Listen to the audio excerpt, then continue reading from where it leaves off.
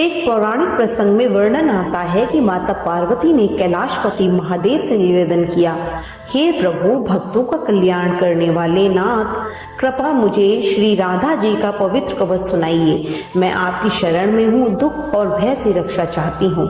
तब भोलेनाथ मुस्कुराए और बोले, हे पर्वतसुता, ध्यान पूर्वक सुनो। यह प्राचीन और दिव्य कवच अत्यंत पावन है, पापों का नाश करने वाला, साधक को हर संकट से बचाने वाला, सुख और मोक्ष प्रदान करने वाला तथा श्री श्याम सुंदर की अखंड भक्ति का द्वार खोलने वाला है। यह कवच त्रिलोक को मोहित करने वाला है, साधक को प्रभु की निकटता तक ले जाता है। यह शत्रुओं को भयभीत करने वाला, हर दिशा में विजय दिलाने वाला और चित्त की अशांति को हरने वाला है। इसके नियमित पाठ से साधक के जीवन में सदैव आनंद बना रहता है। इस कवच का जप करने वाले को सालोक्य, सामीप्य, सारूप्य और सायुज्य चारों प्रकार की मुक्ति मिलती है। साथ ही अनेक यज्ञों का फल सहज ही प्राप्त हो जाता है। यदि केवल श्री राधा मंत्र जपा जाए और कवच ना पढ़ा जाए तो साधना अपूर्ण रहती है और मार्ग में विघ्न उपस्थित होते हैं। शिव जी ने आगे कहा, इस राधा रक्षा कवच के ऋषि में स्वयं हूँ, क्षण अनुष्टुप है। श्री राधा ही अधिष्ठात्री देवी हैं। राम बीज इसका बीज है और धर्म, अर्थ, काम, मोक्ष चारों पुरुषार्थों में इसका प्रयोग किया जाता है।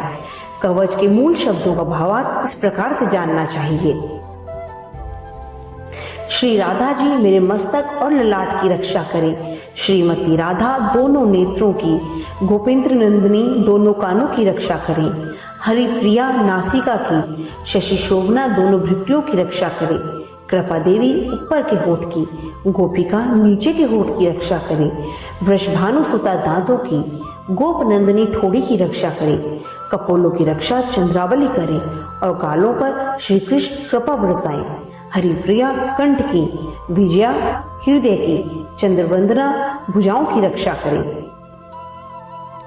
सुवस्पशा पेट की, युगान्वता कमर की, सुभद्रिका दोनों पैरों की रक्षा करे।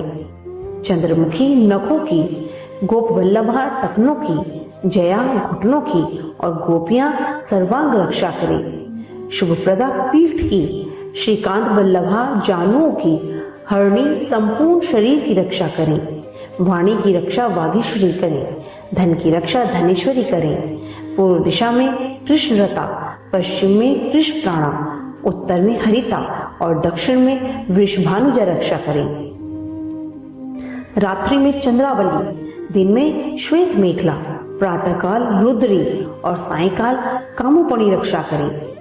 मध्याह्न में सौभाग्यदा, संगम समय में केतुमाला, अपराह्न में शेषा रक्षा करें।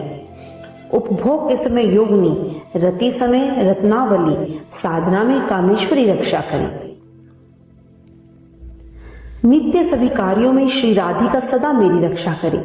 जिन स्थानों का नाम नहीं लिया गया है उनकी रक्षा ललिता जी करें। महादेव ने कहा, हे देवी, यह अद्भुत कवच मैंने तुम्हें सुना दिया। यह सर्व रक्षा कवच कहलाता है।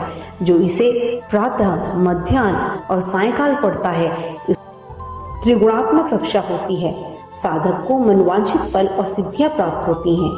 सभा, युद्ध भूमि अथवा शत्रुओं के बीच भी यदि कोई श्रद्धा से इसका पाठ करे तो उसे कभी भय नहीं सताता। ऐसा पाठ करने वाला वास्तव में श्री राधा जी की आराधना कर लेता है। गंगा स्नान और भगवान के नाम जप से जो पुण्य मिलता है वही पुण्य इस कवच के श्रवण पाठ से भी प्राप्त होता है। यदि इसे हल्दी, गोरोचन, चंदन से भोजपत्र पर लिखकर मस्तक, भुजा या कंठ में धारण किया जाए तो साधक हरितुल्य हो जाता है। ब्रह्मा सृष्टि की रचना इसी कवच की कृपा से करते हैं।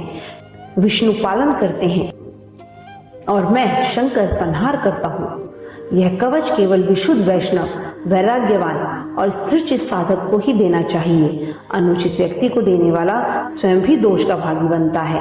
इसमें तनिक भी संदेह नहीं करना चाहिए। सभी मिलकर पुकारें, जय श्री राधे, जय श्री राधे, जय श्री राधे।